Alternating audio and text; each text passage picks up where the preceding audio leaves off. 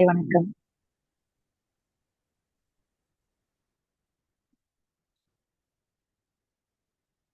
நம்ம அதாவது மலர்களின் ஒரு சிறப்பான அனுபவங்களையும், மலர்களோட இயல்பு வாழ்க்கையில எப்படி பயன்படுத்தணுன்றத பத்தியும், நம்ம ஒவ்வொரு தொகுப்புலயுமே நம்ம அத பேசிட்டு இருக்கோம். நம்ம 38 மலர்கள பத்தியுமே இதுக்கு முன்னாடி நம்ம தொகுப்புகள குடுத்தாச்சு. ஓகேங்களா? இப்போ அத ஒரு ரிவைஸ் பண்ற மாரி பாகம் 1, 2ன்னு நம்ம அந்த எல்லா மலர்களையும் ஒரு ரிவைஸ் குடுத்துட்டு இருக்கோம். அதுல ஃபர்ஸ்ட்டு நம்ம முதல்ல இம்பேஷன்ட்ல இருந்து நம்ம வாட்டர் வயலட் வரைக்கும் பார்த்திருக்கோம். அடுத்த 10 ரெமெடிகள நம்ம இன்னைக்கு பார்க்க போறோம். மலர் மருத்துவம் அப்படின்றது மனநிலை சமநிலைப்படுத்துறதுக்கு இது யாருக்கெல்லாம் தேவைப்படும்னா, எல்லாருக்கும் தேவைப்படக்கூடியது. உயிர் வாழக்கூடிய இயற்கை, விலங்குகள், பறவைகள், மனிதர்கள், உலகத்துல இருக்கக்கூடிய எல்லா உயிர் வாழக்கூடிய எல்லா தன்மைகளுக்குமே இது பயன்படும். நம்மளோட நம்பிக்கை அப்படின்றது ஒண்ணு இருக்கும். நம்பிக்கை அப்படின்றது பக்தியா இருக்கட்டும், மரியாதையா இருக்கட்டும். இத எப்படி நம்ம ஒரு விஷயத்த உருவாக்கி வச்சிருக்கோமோ, அதன் பிரகாரம் நமக்கு ஒரு விஷயம் நல்லது. ஒரு பெரியவங்கன்னா மரியாதை குடுக்கணும். அவங்க பிளஸ் பண்ணா நல்லது நடக்கும். அவங்களோட பிளெஸ்ஸிங்ஸ் பெரியவங்களோட பிளெஸ்ஸிங்ஸு, டீச்சர்ஸோட பிளெஸ்ஸிங்ஸு, அதே மாரி நமக்கு மேல அக்கறை உள்ளவங்களோட பிளெஸ்ஸிங்ஸு இதெல்லாம் எப்படி சக்சஸ் ஆகுதோ, அதுபோல இயற்கை, அ பக்தி நம்ம ஒவ்வொருத்தருக்கும் மதங்கள் வேணா வேறுபட்டதா இருக்கலாம். ஆனா, எல்லாரோட தன்மையும் என்ன அப்டின்னா, வாழ்க்கைய சரியா வழி நடத்தி போறதும், வாழ்க்கையில வெற்றி அடையறதுக்கும், நான் இருக்கிற துன்பத்துல இருந்து விடுபடுறதுக்கு இறைவனோட அருள் கிடைக்கணும் அப்டின்ற எண்ணம் மட்டும் தான். சோ அப்ப இயற்கையும் அது செய்யுது, இந்த பிரபஞ்சமும் அத செய்யுது, எல்லாமே பண்ணிட்டு இருக்கு. சோ அந்த தொகுப்புல இந்த மலர்களும் நம்ம அந்த விஷயங்கள நமக்கு குடுத்துக்கிட்டு இருக்கு அப்டின்றத தான் நம்ம விலாவரியா பார்த்துட்டு இருக்கோம் ஒவ்வொரு தொகுப்புலயும். ஆ நம்ம நெனைக்கிற மாரி இது மருந்தா நீங்க எடுத்துக்கிட்டீங்க அப்டின்னா, நோய்க்கு தான் நம்ம தேட ஆரம்பிப்போம். இது மருந்து கிடையாது. நம்மளோட வாழ்வியல் அப்டின்னு எடுத்துக்கலாம். நம்மளோட மனநிலை.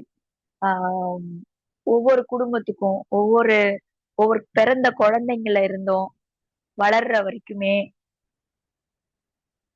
வளர்ற வரைக்குமே எல்லா காலகட்டங்களையுமே நமக்கு தேவைப்படுற விஷயம் ப்ராப்பர் கைடன்ஸு, ஆ ஒரு நம்பிக்கையான ஒரு செயல். ஒரு செயல செய்யணும்னா, நமக்கு அது மேல என்னால முடியுன்ற நம்பிக்கை இங்க இருக்கணும்.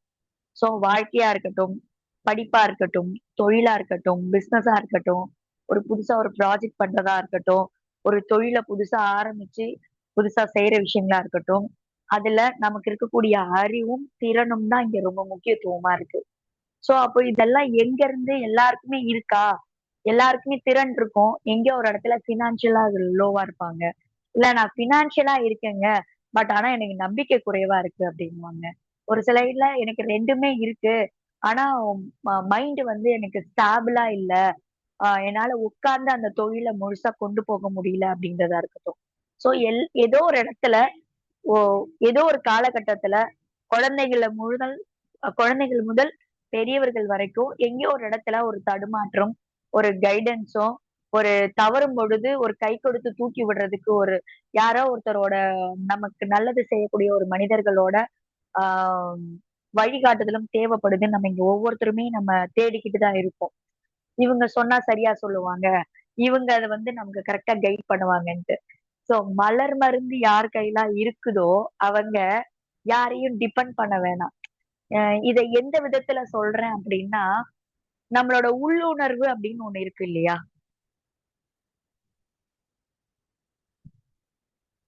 அந்த உள்ளுணர்வு அப்டின்ற ஒரு இருக்கிற விஷயம், உள்ளுக்குள்ள இருந்து ஒரு குரு, ஒரு ஆசிரியராகவும், ஒரு பெற்றோராகவும், ஒரு நண்பராகவும், நமக்கு இந்த சோலுக்கு என்ன குடுப்பினை இருக்கோ, இந்த சோலுக்கு என்ன தேவையோ, அத வழிகாட்டுற விதமாவும் இருந்து வழி நடத்தக்கூடியது நம்மளோட உள்ளுணர்வு. ஆனா எல்லா நேரத்திலயும் நம்ம உள்ளுணர்வு சொல்றத நம்ம நம்ப மாட்டோம்.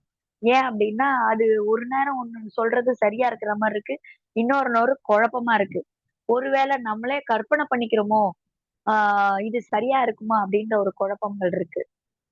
மலர்களை தொடர்ந்து பயணம் பண்றவங்களுக்கு, நான் 2 இயர்ஸா, 3 இயர்ஸா மலர்களோடயே பயணம் பண்றேன். என்னோட வாழ்க்கையில நெறைய மாற்றங்கள் ஏற்பட்டிருக்கு அப்படின்றவங்களுக்கு, உண்மையாக சொல்றேன். உள்ள இருந்து நம்மளோட ஒரு நம்மளோட சோல், ஒரு குட் சோல் யாராவது நம்ம மேல அக்கறையா இருக்கிறவங்க எப்படி நமக்கு நல்லது சொல்றாங்க. அது மாதிரி நம்மளோட உள்ளுணர்வு கரெக்ட்டா அவங்கள கைட் பண்ணி, அவங்களோட லைஃப்ல சக்சஸுக்கு நோக்கியான பயணம் பண்றதுக்கு உதவியா இருக்கும். இது எப்படி அதெல்லாம் நடக்கும்? அது எப்படி சாத்தியமானா, கண்டிப்பா சாத்தியம் தான். நம்ம மனம் தடுமாறும் பொழுது மட்டும் தான், நமக்கு வந்து ஒருத்தரோட கைடன்ஸ் தேவைப்படுது. நான் சரியான வழியில நான் போயிட்டு இருக்கும்பொழுது, எனக்கு நான் ப்ராப்பரா எந்த குழப்பமும் இல்ல. நான் தெளிவா இருக்கேன். தெளிவான சிந்தனையில இருக்கேன். நான் ரொம்ப ஆம் சரியான கருத்துகளோட இருக்கேன். நான் கான்ஃபிடென்ட்டா இருக்கிறேன்ற பொழுது, யாரோட கைடன்ஸும் இங்க தேவைப்படாது. அப்போ இங்க நான் பயணம் பண்ற என்னோட சைட்ல இருந்து நான் ஒரு ஸ்டெப் எடுக்கும்போது, நான் ஸ்ட்ராங்கா இருக்கிறதுக்கு, என்னோட இன்னர் சோல் எனக்கு கைட் பண்ணும்பொழுது, என்னோட லைஃப் வந்து கரெக்ட்டா மூவ் ஆகுது. இது எப்படி செயல்படுது அப்படின்ற அனுபவத்துல சில விஷயங்கள் நடந்திருக்கும் இல்லையா? அத நான் உங்களோட ஷேர் பண்றேன். நம்ம பல நேரத்துல புரிஞ்சு புரியாமயும், பல நேரங்கள்ல தெரிஞ்சும் தெரியாமலும் கோவப்படுவோம். சில வார்த்தைகள விடுவோம், கோவப்படுவோம். இந்த மலர்கள்ல பயணம் பண்ணும்பொழுது ஏற்படுற நெறைய பேருக்கு ஏற்பட்ட அனுபவங்களோடத தான் நான் சொல்றேன். கோவப்பட்ட அடுத்த செகண்டு அந்த உள்ளுணர்வு நமக்கு சொல்லும். இந்த இடத்துல இவ்வளோ கோவப்படணும்னு அவசியமே இல்லையே! ஏன் கோவப்படுற? நிதானமா இருக்கலாமே! இங்க எமோஷன்ஸ் காட்டணும்னு அவசியம் இல்லையே! இந்த இடத்துல நிதானமா செயல்பட்டுருக்கலாம். அதாவது இதுதான் நமக்கு தேவைப்படுது. நம்ம ஒவ்வொரு ஸ்டெப்லயும் நம்ம சரியா போறோமான்ற சந்தேகம் நமக்கு எப்பல்லாம் வருதோ, அப்போ உள்ளுணர்வு நம்மள சரியா கைட் பண்ணும்.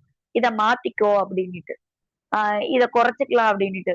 பல நேரத்துல பேசும்போதே உள்ளுணர்வு சொல்லும். அ அமைதியா இரு. இங்க எமோஷன் ஆக தேவையில்ல. இந்த இடத்துல கான்ஃபிடென்ட்டா பேசுன்னு உள்ளுணர்வு உங்களுக்கு ஒரு உள்ள இருந்து ஒரு டீச்சர் எப்படி கைட் பண்ணுவாங்களோ, கைட் பண்ணிக்கிட்டே இருக்கும். நம்ம ஆரம்பத்துல வந்து சாதாரணமா இருக்கலாம். ஆனா, நீங்க உங்களோட லைஃப்ல வந்து பாத்தீங்கன்னா, before flower remedy, after flower ரெமிடின்னே நீங்க பிரிச்சுக்க முடியும். ஆ டக்கு டக்குன்னு ஸ்ட்ரைக் அவுட் ஆகும். இந்த விஷயத்த செய்யறது கவனமா செய்யணும். இது சரியா வராது. இதுல இன்வெஸ்ட் பண்றது பார்த்து செய்யணும். இந்த உறவுகள கையாள்றதுல சரியா கையாளணும். இவங்க கிட்ட பேசணுமா? வேணாமா? இல்ல இந்த இடத்துல நம்ம ஒருத்தவங்களோட ஆர்குமென்ட் பண்றதுக்கு பதிலா, குவைட்டா போறது பெட்டர் அப்டின்னிட்டு எல்லா விதத்திலயுமே உள்ளுணர்வு கைட் பண்ணியிருக்கு. நெறைய பேருக்கு கைட் பண்ணியிருக்கு. கைட் பண்ணி அவங்களோட லைஃப்ல ஒவ்வொரு இடத்துலயும் அவங்களோட அந்த ஸ்ட்ரகிள்ஸ் அவங்க கடந்து வந்திருக்காங்க. ஆ முதல்லாம் எப்பயுமே அ யாரையோ ஒருத்தர டிபெண்ட் பண்ணிட்டு இருக்கிறவங்க, கரெக்ட்டான டிசிஷனையும், கரெக்ட்டான முடிவுகளையும் சரியா எடுக்க ஆரம்பிச்சிருக்காங்க மலர் மருந்ததுக்கு பயன்படுத்தின பிறகு. இதெல்லாம் அனுபவத்தோட புரிதல் தான். சோ இத எடுத்தா எல்லாமே லைஃப்ல மேஜிக் நடந்துருமான்னா, கண்டிப்பா கிடையாது. நம்ம மலர்களோட பயணம் பண்ணணும். நம்ம கிட்ட இருக்கக்கூடிய பிளஸ், மைனஸ நம்ம ரியலைஸ் பண்ணணும். பொதுவா நம்மள வந்து யாரும் குறை சொன்னா நம்ம ஏத்துக்க மாட்டோம். டக்குன்னு சுர்ருன்னு கோவம் வரும். ஏன்னா, நான் அறிவானவன். எனக்கு நெறைய அறிவு இருக்கு. எக்ஸ்பீரியன்ஸ் இருக்கு. நான் நெறைய பேர பார்த்திருக்கேன். நெறைய உ உறவுகள பார்த்திருக்கேன்.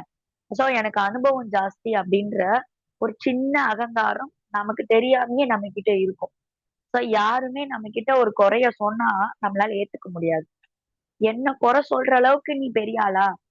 நீ யோக்கியமா? அப்படின்னு நம்ம என்ன பண்ணிடுவோம்னா, டக்குன்னு கேட்டுருவோம். இல்லன்னா அங்க சிம்பத்தி கிரியேட் பண்ணிடுவோம். அழுதுருவோம்.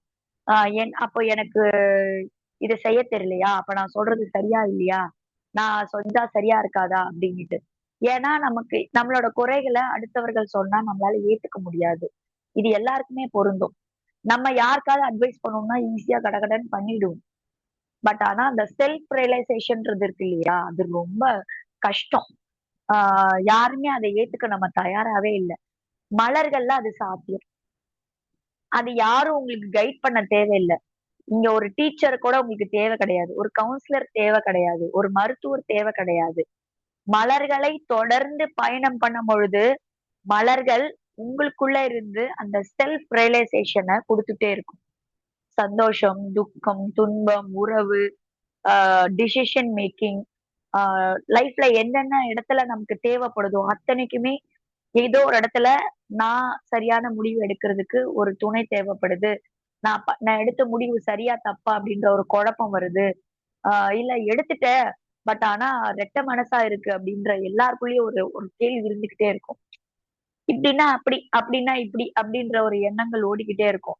சோ எல்லாருக்குமே இயல்பு. நம்ம இங்க எல்லாருமே நாட் பெர்ஃபெக்ட். பட் ஆனா நமக்கு எல்லாருக்குமே நம்ம என்ன பண்ணுவோம்? அட்வைஸ் பண்ணிட்டு இருப்போம். சோ அட்வைஸ் ரொம்ப ஈஸி. பட் ஆனா அத நம்ம செல்ஃபா எடுத்துட்டு கரெக்ட் பண்ணிக்கிறது ரொம்ப டிஃபிகல்ட். ஆனா இதுல எப்படி நான் செல்ஃப் ரியலைசேஷன் பண்ணிக்கிறது? என்ன நான் எப்படி சரி பண்ணிக்கிறது? நான் அடுத்தவங்கள சரி பண்றத விட, நான் என்ன எப்படி புரிஞ்சுக்கிறது? என்ன நான் எப்படி செல்ஃப் ரியலைசேஷன் பண்ணி என்ன கரெக்ட் பண்ணிக்கிறது அப்படின்னா, மலர்கள் வந்து ஒரு சிறந்த ஆ செயல்முறையாவும் இருக்கும். ஏன்னா நெறைய பேர் அத பயன்படுத்தி, அ அது வாழ்க்கையில அனுபவமாவும் வெளிப்படுத்திக்கிட்டு இருக்காங்க. நெறைய பேர் சொல்லியிருக்காங்க. சோ இதுல பயப்படுறதுக்கு நெறைய பேருக்கு புதுசா கேட்கிறவங்களுக்கு ஒரு கேள்வி இருக்கும். நீங்க இப்படிலாம் சொல்றீங்க. இதெல்லாம் எடுத்தா ஏதாவது சைட் எஃபெக்ட் வராதா? அப்படின்னா, கண்டிப்பா சைட் எஃபெக்ட் வராது. இது வந்து ஹோமியோபதி மெடிக்கல்ல தான் கிடைக்கும். ஹோமியோபதி மெடிசனோட சேர்ந்தது. இது நோ சைட் எஃபெக்ட்.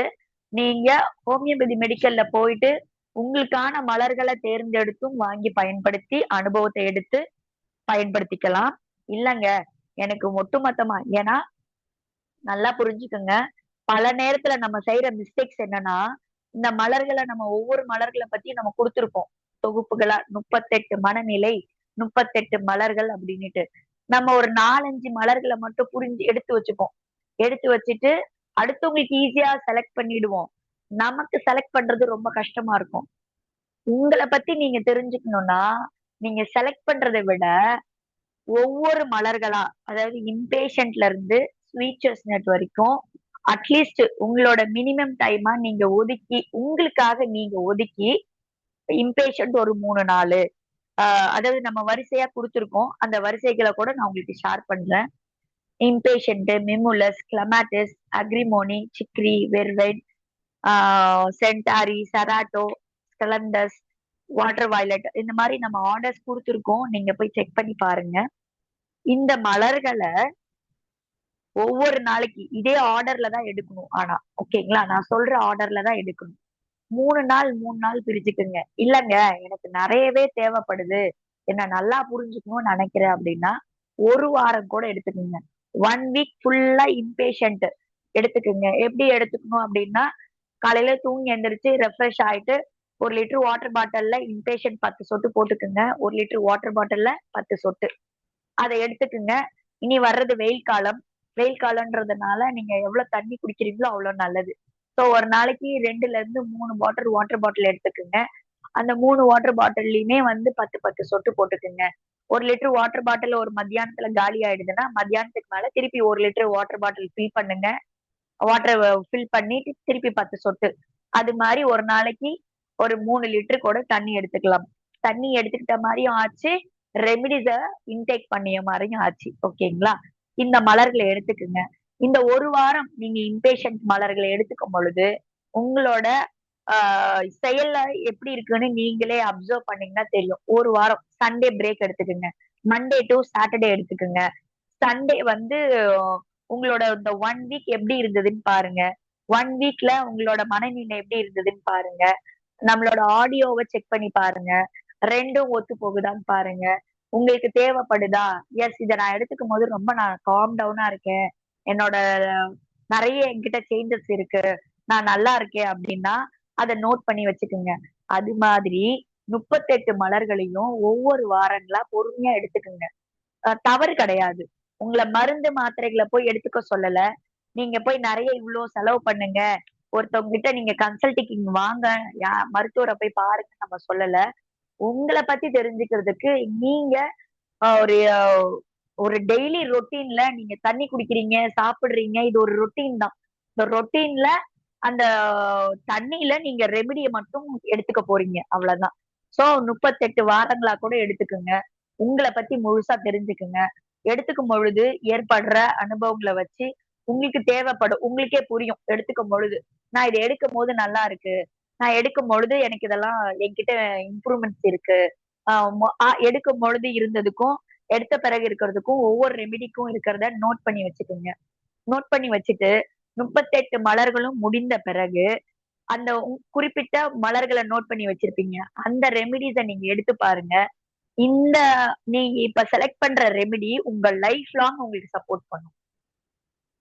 இது ஒன் டைம் அ எப்படி சொல்றது? நீங்க ஒரு முறை எஃபோர்ட் எடுக்குறீங்க. உங்கள பத்தி தெரிஞ்சுக்கிறதுக்கு. எடுத்து நீங்களே செலக்ட் பண்ண போறீங்க. யாரோட கைடன்ஸும் தேவையில்ல. நீங்க நெறைய நம்ம ஆடியோஸ்ல நெறைய விஷயங்கள குடுத்துருக்கோம். அத ரிப்பீட்டடா கேளுங்க. எப்ப வேணாலும் போட்டு கேட்கலாம். நம்ம இறை சாதன மார்க்கத்துல யூடியூப் சேனல்ல பிளேலிஸ்ட்ல மலர் மருத்துவர்ன்னு சொல்லிட்டு தமிழ்செல்வி ராஜேஷ்ன்னு இருக்கும். பிளேலிஸ்ட்ல ஒவ்வொரு மலர்கள பத்தியும் குடுத்துருக்கோம். நீங்க எப்ப வேணாலும் போட்டு கேட்டுக்கலாம். அத நீங்க போட்டு கேட்டுக்கலாம். கேட்டுட்டு உங்களுக்கான மலர்கள சூஸ் பண்ணி, ஆ உங்களுக்கு செலக்ட் பண்ணி, உங்களுக்கு தேவையானது இந்த 38 முடிச்ச பிறகு, உங்களுக்கு தேவைப்படக்கூடிய மலர்கள தேர்ந்தெடுத்து, அந்த மலர்கள மட்டும் ஒரு 3 மந்த்ஸ் ஃபாலோ பண்ணுங்க. நெறைய சேஞ்சஸ் வரும். சோ, அப்போ உங்களுக்கு யாரோட கைடன்ஸும் தேவைப்படாது. நெறைய உங்ககிட்டயே நெறைய மாற்றங்கள நீங்க உணர முடியும். ஆ உடல் ரீதியாகவும், மன ரீதியாகவும், தொழில் ரீதியாகவும், உறவுகள் ரீதியாகவும் நெறைய சேஞ்சஸ நீங்க பார்க்கலாம். சோ, இது வந்து ஒரு பெஸ்ட் சொல்யூஷன். ஓகேங்களா? உங்கள நீங்க செல்ஃபா ரியலைஸ் பண்ணிக்கிறதுக்கு ஒரு சிறந்த வழிமுறை. இத பயன்படுத்திக்கங்க. சரி. இன்னைக்கு ஏற்கனவே நம்ம சொன்ன மாதிரி ஒரு லாஸ்ட் 10 ரெமிடீஸ் நம்ம பார்த்திருக்கோம். 2வது பாகமா இன்னைக்கு நம்ம பார்க்கக்கூடிய மலர்கள் வந்து ஜென்ஷன்ல இருந்து ஆரம்பிக்கிறோம். Gentian, rock rose, gorse, oak, cedar, rock water, vine, olive, wild oak, cherry plum. இது வரைக்கும் நம்ம பார்க்க போறோம் இன்னைக்கு. ஜென்ஷன் மனநிலையில இருக்கிறவங்களோட மனநிலை எப்படி இருக்கும்னு பார்த்தீங்கன்னா, எல்லாத்துலயும் விரக்தி. ஆ நெகட்டிவ் தாட்ஸ் அதிகமா இருக்கும். எனக்கு இது நடக்காது. எனக்கு வாழ்க்கையில எதுவுமே கிடைக்காது. என் லைஃபே அவ்வளதான். ஆ கடவுள் எழுதும்போதே என்னோட வாழ்க்கைய இப்படியே படைச்சுட்டாரு. என் வாழ்க்கையில எந்த நல்லதும் நடக்காது. ஆ எ என்னால மத்தவங்களுக்கு நான் நல்லது தான் பண்றேன். ஆனா என் வாழ்க்கையில எந்த நல்லதுமே எனக்கு நடக்கல. எது நடந்தாலும் எனக்கு அது நல்லதா படல. அப்படின்ற இருக்க மனநிலை வந்து பார்த்தீங்கன்னா ஜென்ஷன். ஜென்ஷன் தொடர்ந்து எடுக்கும் பொழுது, இந்த நெகட்டிவ் தாட்ஸ் எல்லாம் மறைஞ்சு, வாழ்க்கையில நல்லது, கெட்டதுன்றது எல்லாரோட வாழ்க்கையிலும் இருக்கு. நமக்கு கிடைக்கிற சந்தோஷத்த முழுமையா அனுபவிச்சாலே, வாழ்க்கையில எல்லாமே நல்லதாவே அமையும். சோ, இங்க நமக்கு பிரிச்சு பார்க்காம, நல்லது, கெட்டத அனுபவமா எடுத்துக்கிட்டாலே போதும் அப்படின்றத புரிதல குடுக்கும் இந்த ஜென்ஷன். ஜென்ஷன பார்க்கும்பொழுது, அது நெகட்டிவா தெரிஞ்சாலும், அதுதான் நெறைய பேருக்கு இன்னைக்கு முழு பாசிட்டிவ் தன்மைய குடுக்கக்கூடியது. இன்னைக்கு எல்லாருமே புரிஞ்சுக்கக்கூடிய விஷயம் அதுதான். தேவைப்படக்கூடிய விஷயங்களும் அதுதான். இன்னைக்கு எல்லாருக்குமே இன்னைக்கு ஃபார் எக்ஸாம்பிள்க்கு சொல்றேன். இன்னைக்கு நடந்து போறவனுக்கு எனக்கு ஒரு சைக்கிள் இருந்தா நல்லா இருக்கும்னு நெனப்பாங்க. சைக்கிள் இருக்கிறவங்களுக்கு ஒரு பைக் இருந்தா என் லைஃப் சந்தோஷமா இருக்கும்னு நெனப்பாங்க. பைக் இருக்கிறவங்களுக்கு எனக்கு ஒரு கார் கிடைச்சிட்டா லைஃப் செட்டில் அப்படின்னு நெனப்பாங்க. கார் கிடைச்சிட்டா அடுத்த கட்டம் போய்க்கிட்டே இருக்கும். சோ இன்னைக்கு யாருக்குமே வந்து நிறைவு அப்படின்றது கிடையாது. சோ இன்னைக்கு இருக்கிறத என்கிட்ட நான் நடந்துட்டு இருக்கிறதையே நடக்கிற விஷயத்த அடுத்த கட்டத்துக்கு எதிர்பார்க்க கூடாதான்னு கேட்டீங்கன்னா, எதிர்பார்க்கலாம். தவறு கிடையாது. ஆனா அத சந்தோஷமா ஏத்துட்டு பாருங்க. எது கிடைச்சாலும் மன நிறைவா இருக்கும். டூ வீலர் இருக்கா? அது ஒரு நிறைவு தான். மன நிறைவு தான். சந்தோஷம் தான். சோ இன்னைக்கு இந்த ஜென்ஷன் மனநிலை இருக்கிறவங்களுக்கு வந்து பாத்தீங்கன்னா, எவ்வளவு குடுத்தாலும் திருப்தி அடைய மாட்டாங்க. நிறைவடைய மாட்டாங்க. அவங்கள எப்படி வச்சு தாங்குனாலுமே, நீங்க என்னத்த செஞ்சுட்டீங்க? அப்படின்ற ஒரு கேள்வி தான் வரும். பிள்ளைங்களா இருக்கட்டும், பேரண்ட்ஸ் கிட்ட கேட்பாங்க. அவங்க பிள்ளைங்களுக்காக பார்த்து, பார்த்து எவ்வளோ செஞ்சாலும், பசங்க நீங்க என்ன பெருசா செஞ்சுட்டீங்க? அப்படின்னு கேள்வி கேட்பாங்க. நம்ம எவ்வளோ கஷ்டப்பட்டு கடன் வாங்கி செஞ்சாலும் அவங்களுக்கு அது புரியாது. அவங்களுக்கு பொதுவா பல நேரத்துல என்னன்னா, ஆ எவ்வளவு கிடைச்சாலும் அத மனநிறைவோட ஏத்துக்கக்கூடிய மனநிலை இன்னைக்கு இருக்கக்கூடிய பிள்ளைங்களுக்கு இருக்கிறது கிடையாது. சோ அதுக்கு ஜென்ஷன் ரொம்ப சிறப்பாவே வேலை செய்யும். எது கிடைச்சாலும் மனநிறைவோட ஏற்றுட்டு மனநிறைவான வாழ்க்கைய வாழ்றதுக்கு ஜென்ஷன் சூப்பரா ஹெல்ப் பண்ணும். உங்களுக்கு புரிஞ்சிருக்கும்னு நினைக்கிறேன். சோ நம்ம நிழல் தன்மை, அதாவது நெகட்டிவ் தாட்ஸ் அப்படின்றது வந்து அது தேவைப்படக்கூடியவங்களுக்கு தொடர்ந்து இந்த ஜென்ஷன் மலரை எடுக்கும் பொழுது அந்த மனநிலை மாறி பாசிட்டிவா எது கிடைச்சாலும் நிறைவு. இன்னைக்கு எனக்கு ஃபார் எக்ஸாம்பிள் இன்னைக்கு நான் 2 இட்லி சாப்பிடுறேன். அது எனக்கு இன்னைக்கு மனநிறைவுனா, நாளைக்கு நான் பிரியாணி சாப்பிட்டாலும் என்னோட மனநிறைவு அதே மாரி இருக்கும். மறுநாள் திருப்பி எனக்கு சாப்பாடே கிடைக்கல அப்படின்னாலும், அத அதாவது மனச முழுமையா ஏத்துக்க கூடியது. எது இருக்குதோ அத நிறைவா ஏத்துட்டு லைஃப சந்தோஷமா பயணம் பண்றது. சோ அத கொண்டு போயிட்டு ஆழ் மனசுல அத கொண்டு போய் பதிய வைக்காம, ஆ கடந்து வர்றது. எல்லாமே வாழ்க்கைன்றது எப்பவுமே கடந்து போயிட்டே இருக்கணும். சோ இன்னைக்கு இருக்கிறது நாளைக்கு கிடையாது. நாளைக்கு இருக்கிறது அடுத்த நாள் கிடையாது. இதுதான் உண்மை. சோ அது எல்லாருமே ஏற்றுக்கக்கூடிய மனநிலைக்கு கொண்டு வரணும்னா, ஜென்ஷன் சிறப்பா வேலை செய்யும்.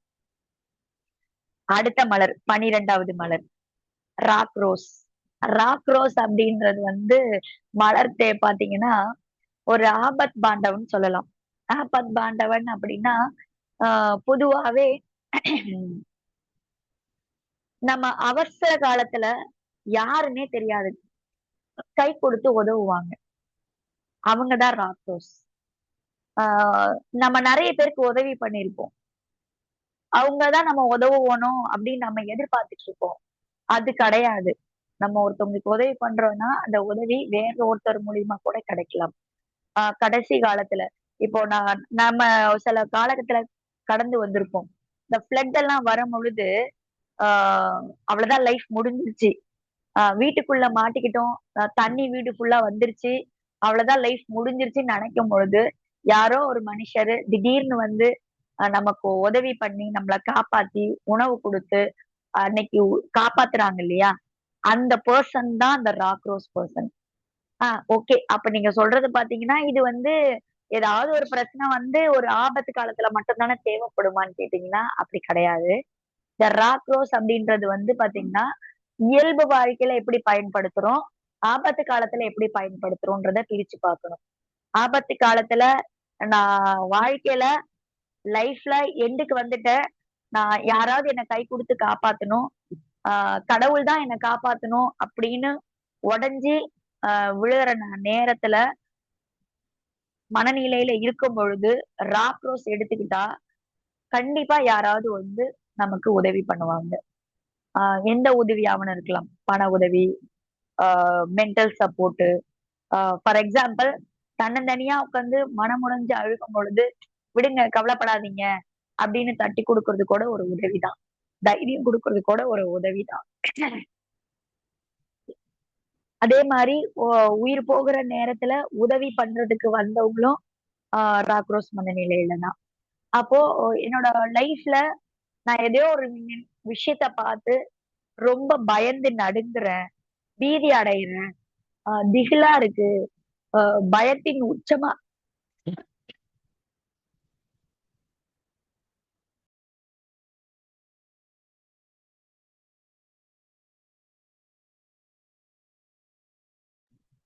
பயத்தோட உச்சத்துல இருக்கோம் அப்படின்னா, அந்த காலகட்டத்துல ராக் ரோஸ் எடுத்துக்கலாம். நெறைய பேருக்கு இந்த சவுண்ட் கேட்டா பயம்.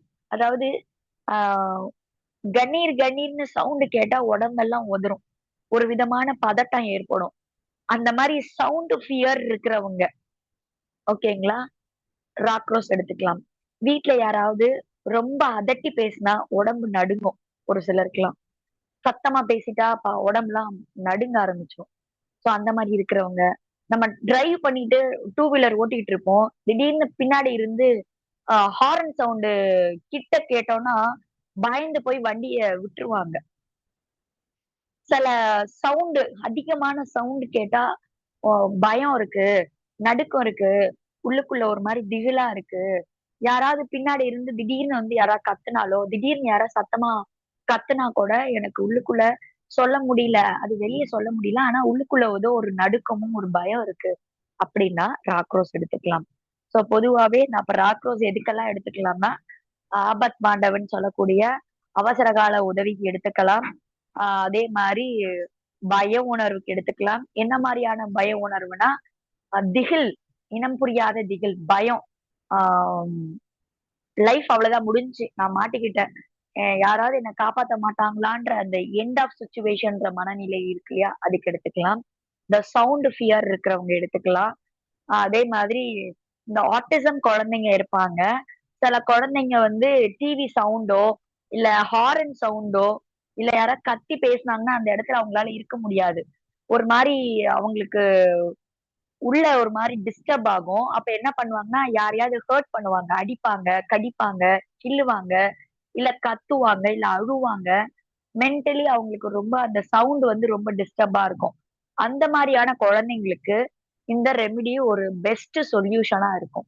ஓகேங்களா? ஸோ ராக் ரோஸ் அப்படின்றது ஒரு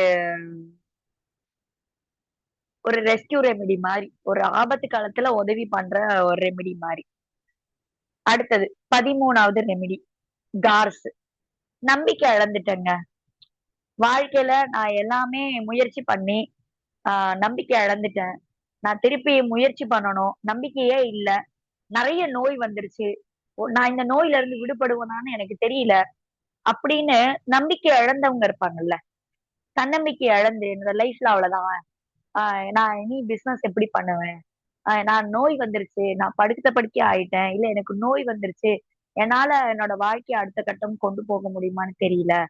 ஆ உறவுகள்லாம் என்ன விட்டுட்டாங்க. ஏதோ ஒரு இடத்துல நம்பிக்கைய இழந்துட்டேன் அப்படின்றவங்களுக்கு கார்ட்ஸ் குடுக்கலாம்.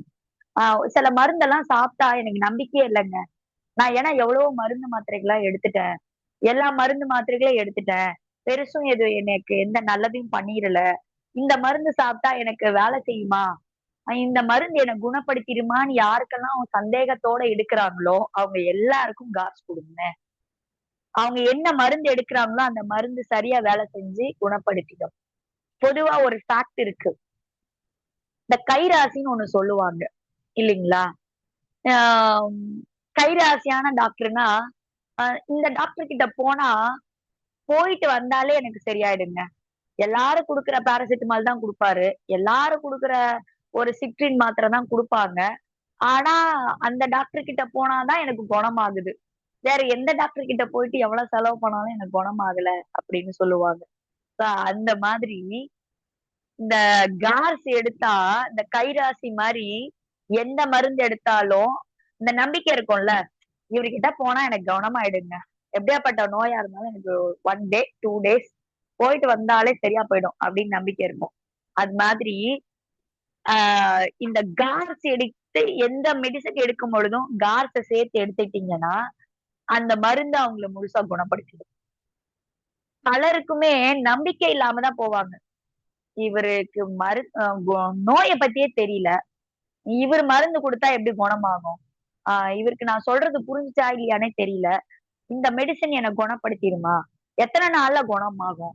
ஆ எத்தன நாள் எடுத்துக்கணும்? அவங்களோட முதல் கேள்வியே எப்படி இருக்கும்னா, எனக்கு பெரிய பிரச்சனை இருக்கு. ஆனா எனக்கு குறைஞ்ச நாள்ல குணமாயிரணும். மனசுக்கு தெரியும். அது சாத்தியம் இல்லன்னு எல்லாருக்குமே தெரியும். ஆனா அவங்களோட எதிர்பார்ப்பு எப்படி இருக்கும்னா, ஷார்ட் பீரியட்லயே குணமாயிரணும்னு இருக்கும். 10 நாள் எடுப்பாங்க. மனசு விட்டுடுவாங்க. ஆமாங்க எவ்வளவோ மருந்து எடுத்துட்டேன். இந்த மருந்து மட்டும் என்ன குணப்படுத்திட போதான்னு சொல்லிட்டு, மருந்த சரியா எடுக்க மாட்டாங்க. நம்பிக்கை இருக்காது அந்த மருந்து மேல. பாதியிலேயே நிறுத்திருவாங்க. இப்ப அந்த மாரி பாதியில நிறுத்திருவாங்க. அப்படியே எடுத்துக்கிட்டா கூட நம்பிக்கையே இல்லாம, ஆமா இது என்ன என்ன குணப்படுத்திற போதுன்ற ஒரு மனநிலையிலேயே அவங்க அந்த மருந்துகள எடுத்துப்பாங்க.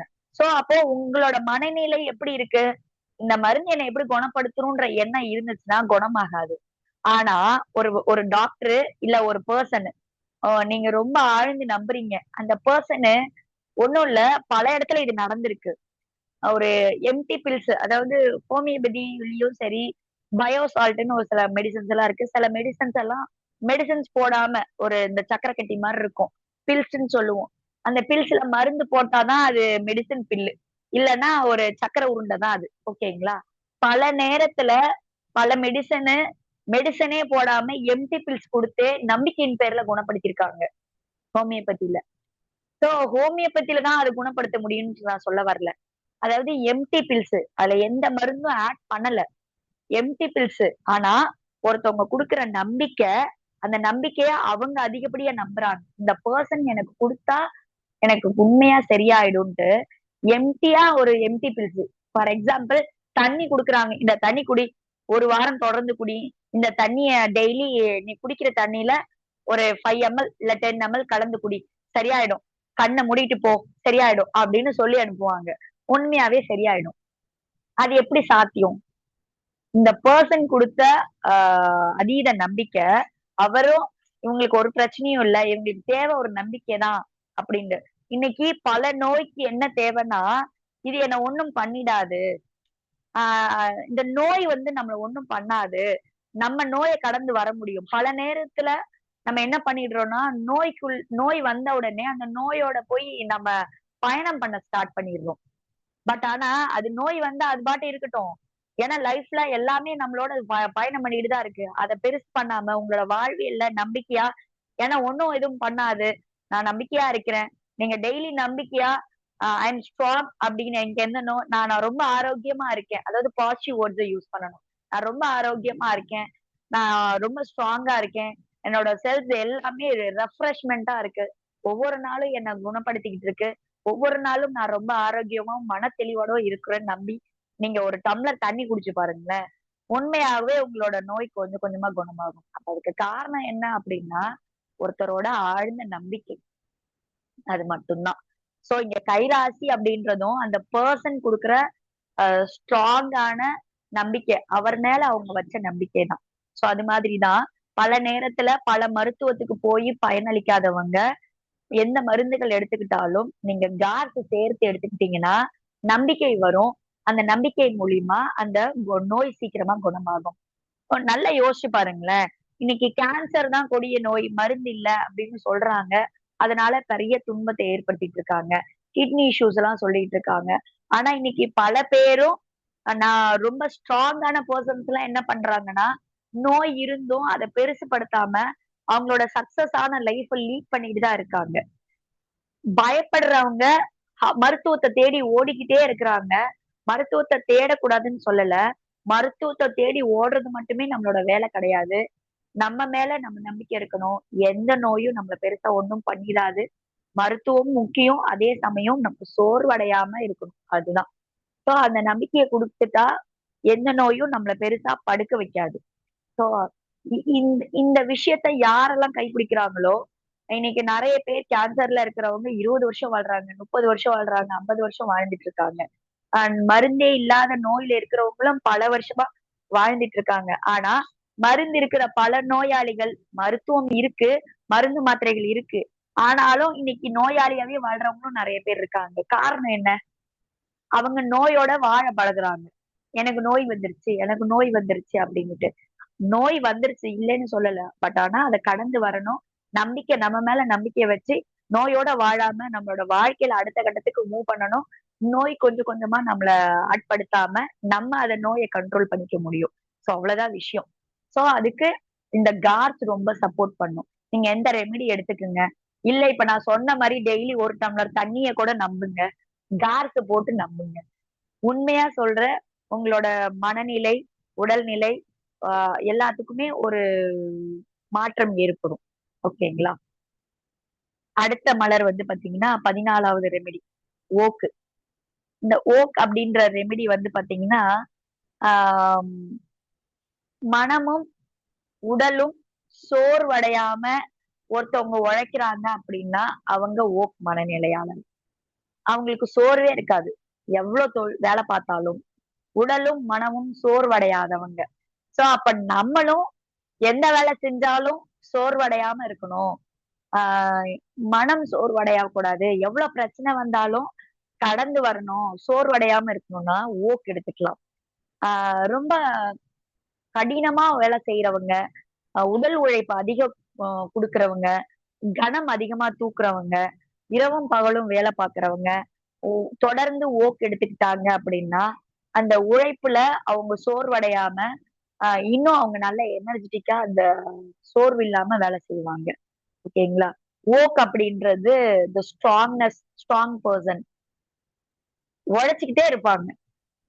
அதாவது இதனுடைய ஓக்கோட தன்மை என்ன அப்படின்னா, நம்ம ஒரு விஷயத்த அதிகமா லவ் பண்ணி அத பண்ணோம்னா, ஒருத்தவங்கள அதாவது ஒரு ஒரு வேலைய நமக்கு பிடிச்ச வேலைய செய்யும் பொழுது, மனசு சோர்வடையாது.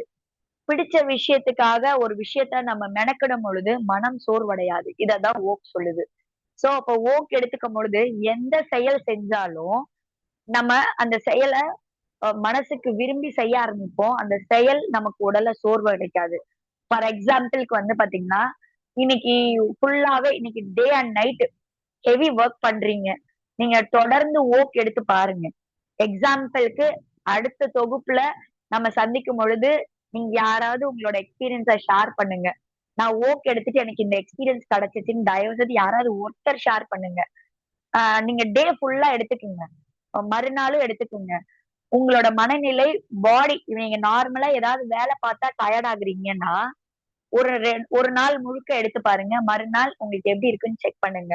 இல்ல 2 டேஸ் கூட எடுத்துக்கங்க. ஓக் தொடர்ந்து எடுத்துக்கங்க. உங்களோட எனர்ஜிட்டிக் எப்படி இருக்குன்னு பாருங்க. பார்த்துட்டு எனக்கு அடுத்த தொகுப்புல நீங்க எனக்கு உங்களோட எக்ஸ்பீரியன்ஸ யாராவது ஒருத்தர் சொல்லுங்க. செக் பண்ணி. சரிங்களா? சோ, இன்னைக்கு யாருக்கெல்லாம் தேவைப்படும் அப்டின்னா, இன்னைக்கு எல்லாருக்குமே தேவைப்படுது. இன்னைக்கு எல்லாருக்குமே மனசோர்வு அதிகமா இருக்கு. உடல் உழைப்பு குறைவு. ஆ பழைய காலத்துல வந்து பாத்தீங்கன்னா, இப்ப நம்ம அம்மா, அப்பா, தாத்தா, பாட்டி காலத்துலலாம் வந்து பாத்தீங்கன்னா, வேலை செய்றோம் அப்டின்னா, உடல் உழைப்பு தான் அதிகமா இருந்துச்சு. ஆனா இன்னைக்கு அப்படி கிடையாது. உடல் உழைப்பு செஞ்சவங்க கூட ஆரோக்கியமா இருந்தாங்க. ஆனா இன்னைக்கு வந்து பாத்தீங்கன்னா, இன்னைக்கு மனம் தான் இன்னைக்கு ஆ மனசோர்வு தான் இன்னைக்கு அதிகப்படியா இருக்கு. ஸோ எல்லாருக்குமே வந்து டெக்னிக்கலா, ஸ்மார்ட் ஒர்க்கு, ஆ உடல் உழைப்பு கிடையாது. ஆனா, நெறைய மூளைக்கு வேலை குடுக்கறதால தான் இருக்கு. எல்லாரும் உட்கார்ந்து செய்ற வேலை தான் இருக்கு. ஸோ மன உளைச்சல் தான் அதிகப்படியா இருக்கு. ஸோ செய்ற வேலையில மன உளைச்சல் தான் பெரிய ஸ்ட்ரெஸ்ஸவே குடுக்குது. ஸோ அதுக்கு இந்த ஓக் சிறப்பா இருக்கு. இன்னைக்கு எல்லாருக்குமே தேவைப்படும். மாணவர்களுக்கு பரீட்சை நடந்துட்டு இருக்கு. பப்ளிக் போயிட்டு இருக்கு. படிக்க ரொம்ப கஷ்டப்படுறாங்க. நெறைய இருக்கு. நான் எப்படி படிப்பேன்? இவ்ளோ படிக்கணும். படிச்சு, படிச்சு ரொம்ப சோர்வாகுறாங்கன்னா, நீங்க ஓக் குடுத்து பாருங்க. அத கஷ்டப்பட்டு படிக்க மாட்டாங்க. இஷ்டப்பட்டு படிக்க ஆரம்பிப்பாங்க. கொ இஷ்டப்பட்டு படிக்கும் பொழுது, அது சோர்வாகாது. ரொம்ப ஈஸியா இருக்கும். நீங்களே செக் பண்ணி பாருங்க. படிக்கும் பொழுது ஓக் குடுத்து பாருங்க. அவங்க கண்டிப்பா அதாவது அ ஒரு ஒரு பிக் கொஸ்டின ஒன் டே ஒரு 2 ஹவர்ஸ், 3 ஹவர்ஸ் படிக்கிறாங்கன்னா, நீங்க ஓக் குடுத்தீங்கன்னா, அது ஒரு 1/2 அன் ஹவர்லயே படிச்சு முடிச்சுருவாங்க. அந்த இம்ப்ரூவ்மெண்ட்ஸ நீங்க கிராஜுவலாவே பார்க்க முடியும். சோ மாணவர்களுக்கு குடுக்கலாம். டெய்லி வேலை பார்க்கிறவங்க எடுத்துக்கலாம். இல்ல எனக்கு மனசோர்வு அதிகமா இருக்கு. ஃபேமிலில நெறைய சூழல் பிரச்சனைகள் அதிகப்படியா இருக்கு. என்னால டாலரேட் பண்ணிக்கவே முடியல. என்னால இயல்பா எடுத்துக்க முடியலன்னா கூட ஓக் எடுத்துக்கலாம். சோ ஓக் அப்படின்றது நம்ம எதையும் ஆ ஏற்றுக்கொண்டு அத சோர்வடையாமல் அத சக்சஸ் ஆகுறதுக்கு ஓக்கு. அடுத்த ரெமெடி ஹீதர். இன்னைக்கு ஹீதர் நெறைய பேருக்கு தேவைப்படுது. ஏன்னா, இன்னைக்கு டெக்னிக்கல் லைஃப் அந்த மாரி மாறிடுச்சு. ஆ நெறைய இடத்துல ஹீதர் மனநிலையாளர்கள் வந்து பேசுறதுக்கு ஒரு பெர்சன் தேவ. இல்ல ஒரு பெர்சன் நெறைய பேசுவாங்க. நம்ம நெறைய பேசுறதுனாலயே நெறைய பேர் யாரும் நம்ம கிட்ட பேசுறத அவாய்ட் பண்றாங்க. இதான் பிரச்சனை. நமக்கு பேசுறதுக்கு நம்ம பேசுறத கேட்கறதுக்கு ஒரு ஆள் தேவைப்படுறாங்க. இல்லைங்களா? நம்மளோட கஷ்டத்த சொல்றதா இருக்கட்டும், சந்தோஷத்த சொல்றதா இருக்கட்டும், ஷேர் பண்ணிக்கிறதுக்கு ஆள் கிடையாது. பல நேரத்துல நம்ம நெறைய பேசணும்னு நெனச்சு, நம்மகிட்ட ஒரு கிடைக்கிற நண்பர்கள் கிட்ட நம்ம பேசும்பொழுது, நம்ம நெறைய நம்மள அறியாம நெறைய பேசுவோம். நம்மள பத்தி நெறைய பேச ஆரம்பிச்சுருவோம். ஆனா அடுத்தவங்க சொல்றத நம்ம கேட்க மாட்டோம். இதான் நம்ம கிட்ட இருக்கிற மைனஸா இருக்கும்.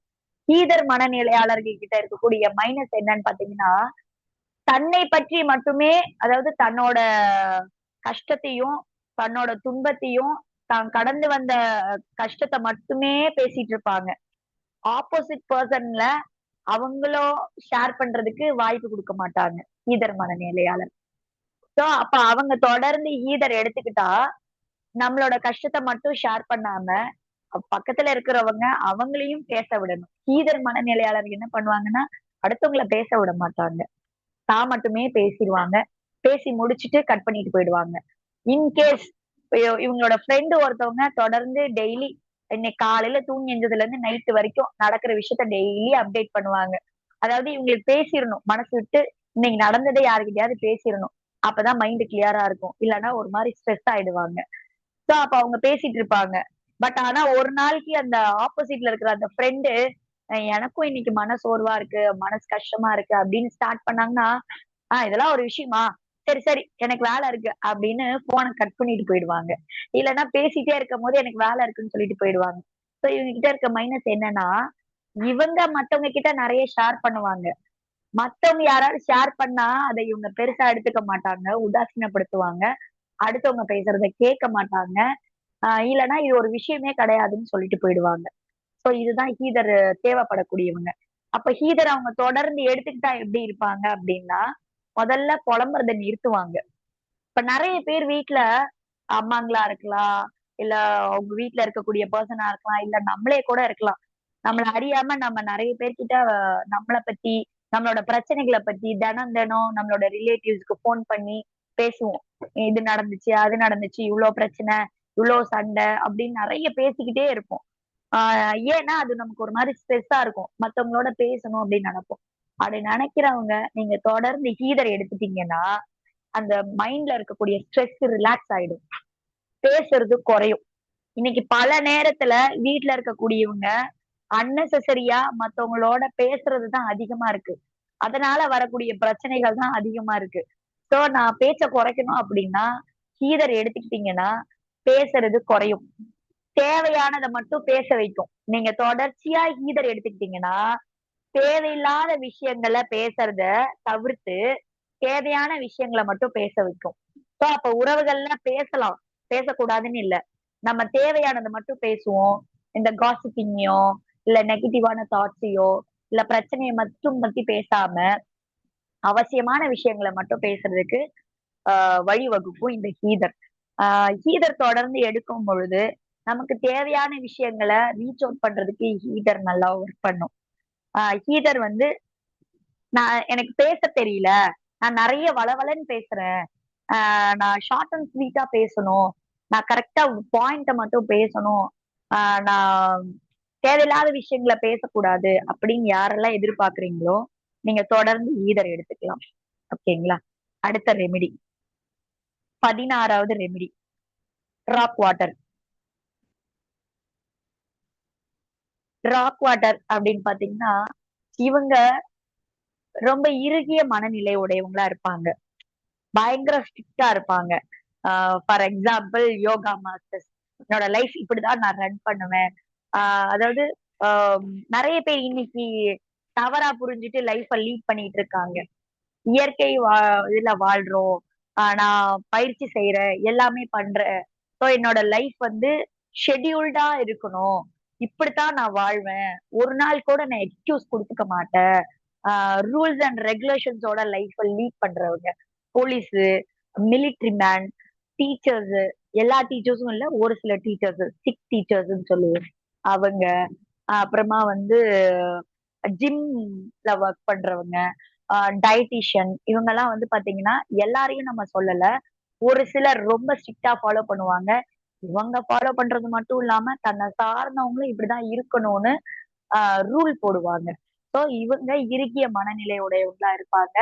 தான் புடிச்ச முயலுக்கு 3 கால். இதுதான் நான் சொல்றது கரெக்ட்டா? இததான் கேளுங்க.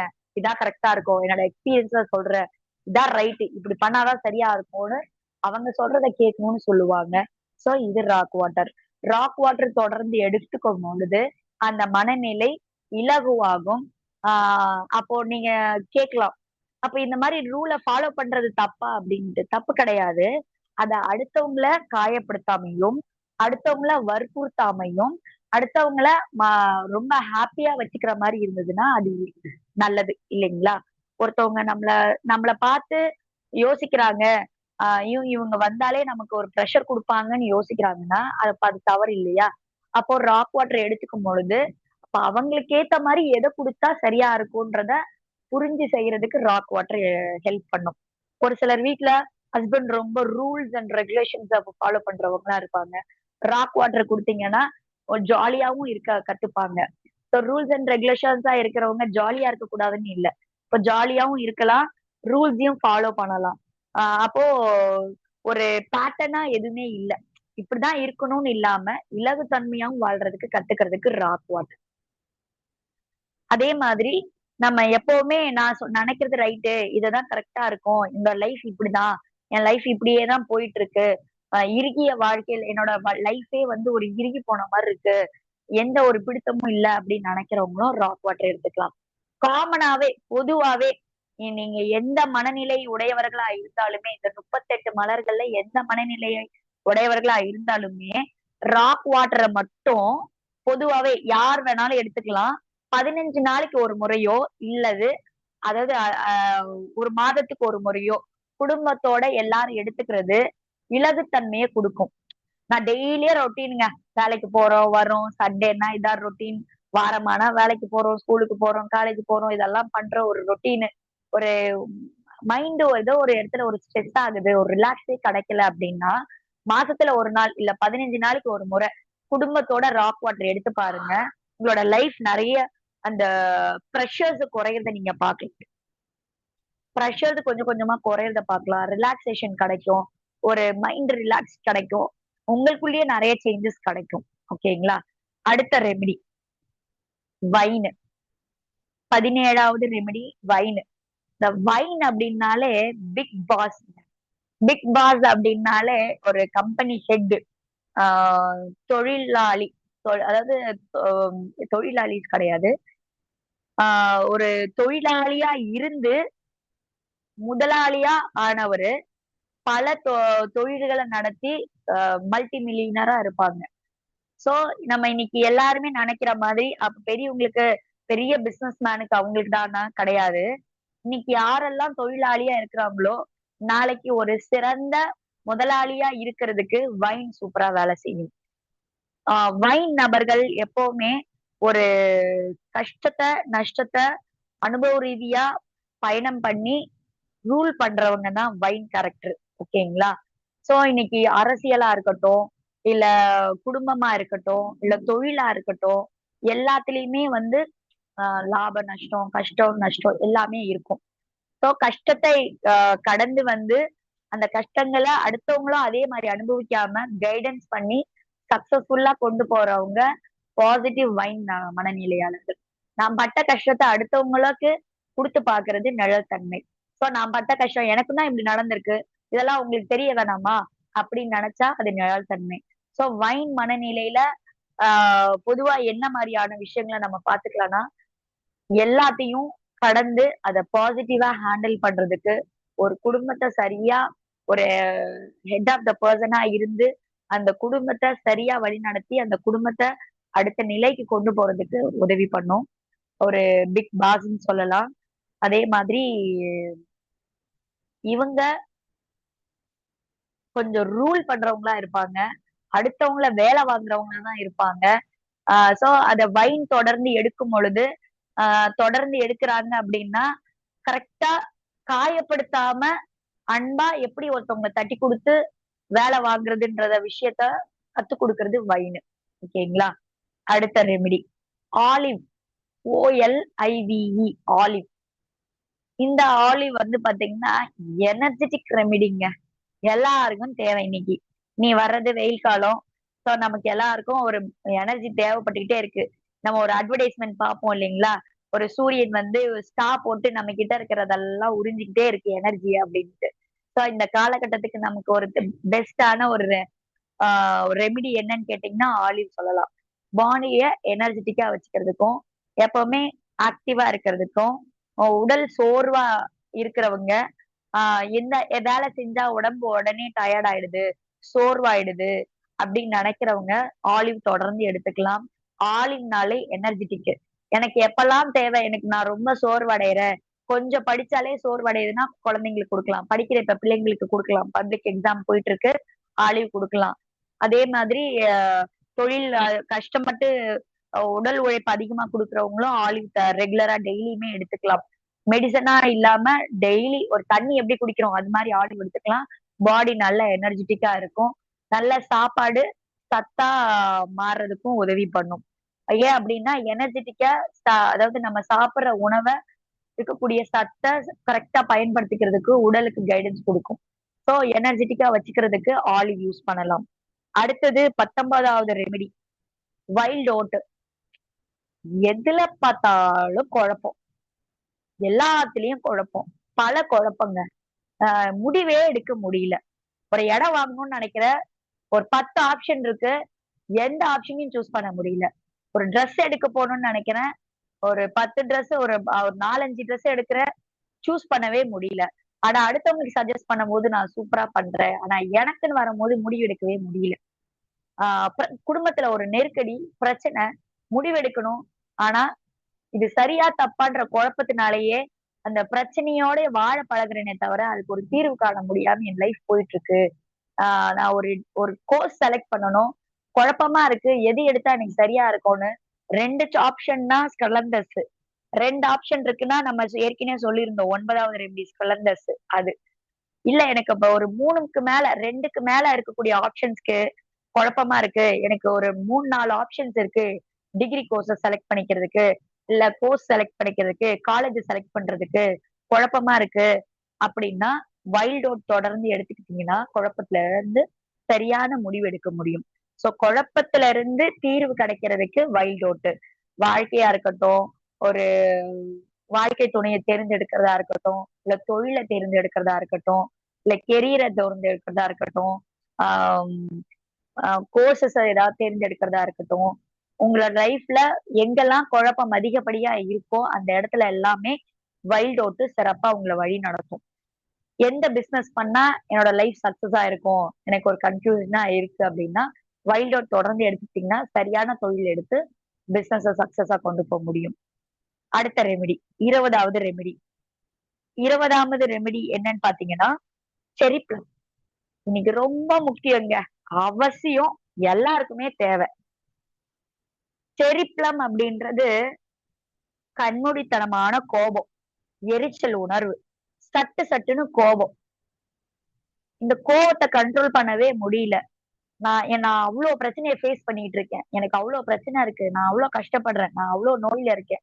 அப்படின்னு நம்ம எல்லாத்துக்கும் எக்ஸ்கியூஸ் நிறைய எல்லாரும் சொல்லிட்டு இருக்கோம். பசங்களை கேட்டா, நான் காலையில இருந்து எவ்வளவு படிச்சுட்டு வரேன் தெரியுமா? எனக்கு எவ்வளவு டென்ஷன் இருக்கு தெரியுமா? ஏன் எனக்கு வந்து டார்ச்சர் பண்றீங்க அப்படின்னு பசங்க கத்துவாங்க. வீட்ல இருக்கிறவங்க என்ன சொல்லுவாங்க, நான் காலையில இருந்து எவ்வளவு வேலை பாக்குறேன். எனக்கு எவ்வளவு ப்ரெஷர், எனக்கு எவ்வளவு டென்ஷன் அப்படின்னுட்டு. அப்பா என்ன சொல்லுவாரு, ஒர்க் பண்ற இடத்துல எவ்வளவு ப்ரெஷர், பினான்சியல் ப்ரெஷரு, எவ்வளவு கடன் பிரச்சனை, மத்த பிரச்சனை எல்லாத்தையும் நான் ஃபேஸ் பண்றேன். எனக்கு அவ்வளவு இரிட்டேட்டிங்கா இருக்கு, டென்ஷனா இருக்கு அப்படின்னு கோவப்படுவாங்க. ஸோ அது மாதிரி ஒவ்வொருத்தரும் நம்ம ரீசன்ஸ் நிறைய வச்சிருக்கோம் கோவப்படுறதுக்கு. கோவத்தை கண்ட்ரோல் பண்ண முடியல, கோபம் அதிகமா வருது, கத்துறோம், ஆர்ப்பாட்டம் பண்றோம், தூக்கி போட்டு உடைக்கிறோம், அடிக்கிறோம், இல்ல திட்டுறோம். நிறைய கோபம் அதிகமா வருது. என்னால டாலரேட்டே பண்ணிக்க முடியல. கோபம் பயங்கரமா வருது அப்படின்னா ஒரே ஒரு ரெமெடி செரிப்ளம். நீங்க ஒண்ணும் இல்ல. எனக்கு இயல்பா எனக்கு ரொம்ப அதிகமா கோவம் வருது. நான் எல்லார்கிட்டயும் சிடு சிடுன்னு தான் பேசுறேன். நான் எப்பவுமே எல்லாரையும் திட்டிக்கிட்டே இருக்கேன். நான் எப்பவுமே அடுத்தவங்கள கஷ்டப்படுத்துறேன் அப்படின்னு உங்களுக்கு தோணுச்சுன்னா, நீங்க ஒரு 1 வீக் செரி பிளம் எடுத்து பாருங்க. எல்லாருமே கேட்பாங்க. என்னாச்சு உனக்கு? சவுண்டே காணோம். அமைதியாயிட்டீங்க அப்படின்னு கேட்பாங்க. அதாவது நம்மளோட எமோஷன்ஸ பேலன்ஸ் பண்றது இந்த ரெமிடிஸ். சோ இன்னைக்கு நம்ம 11வது ரெமிடி ஜென்ஷன்ல இருந்து 20வது ரெமிடி செரி பிளம் வரைக்கும் நம்ம பார்த்திருக்கோம். அதனுடைய மனநிலைகளை ஒரு வீக்கா பார்த்திருக்கோம். உங்க எல்லாருக்கும் இது இன்னும் கொஞ்சம் பயனுள்ளதா இருந்திருக்கும்னு நினைக்கிறேன். தொடர்ந்து ஃபாலோ பண்ணுங்க. மலர்கள நீங்க இன்டேக் எடுங்க. மருத்துவத்தை தேடி ஓடிக்கிட்டே இருக்காதீங்க. தயவு செய்து உங்களை ரியலைஸ் பண்ணி மருந்தில்லாத வாழ்க்கைய வாழ்றதுக்கு முயற்சி பண்ணுங்க. நோய் இல்லாத வாழ்க்கை குறையற்ற செல்வம். இதுதான் நம்மளோட இயற்கை கொடுத்த அருப்பிரசாதம். அந்த இயற்கையோட வாழ்றதுக்கு இந்த மலர்கள் உங்களுக்கு துணை புரியும். அதை பயன்படுத்தி எல்லாரும் ஆஹ் சிறப்புடன் வாழ வாழ்த்துக்கள். உங்களோட சந்தேகம்